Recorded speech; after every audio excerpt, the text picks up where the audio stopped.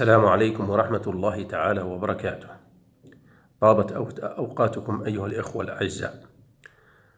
انطلاقا من الحب المتواصل بين الشعبين الجزائري والسعودي الشقيقين، وانطلاقا من هذه المبادرة التي اطلعت عليها منذ البارحة، والخاصة بشعب يكتب قصيدة للملك، أردت أن أشارك من الجزائر إخواني الأشقاء بالمملكة العربية السعودية هذا الحدث العظيم الذي ينوه ويجسد مدى ترابط الشعب بملكه، هذا الملك الفذ الذي نراه طبعا حبا متواصل كقائد للأمة العربية الإسلامية، وفخرا واعتزاز لنا أيضا كشعب بالمملكة العربية السعودية والجزائر معا.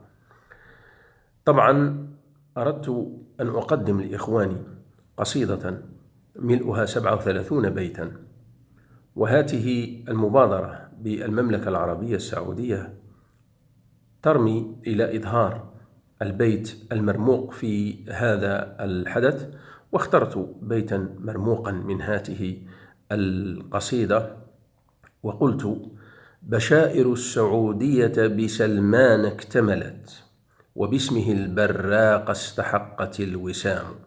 طبعا القصيدة بها أبيات، منها: خادم الحرمين مجدك بالحجر عالق، ولد مقام الرسول بتسبيح الحمام، تجرد لله خشية عن صفات الدنى، بتسخير آل سعود للبيت خدام.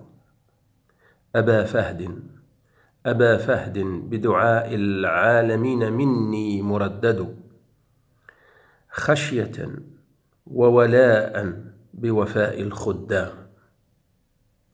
فهذه القصيدة أتمنى من الله سبحانه وتعالى ومن القائمين أن تعلق إن شاء الله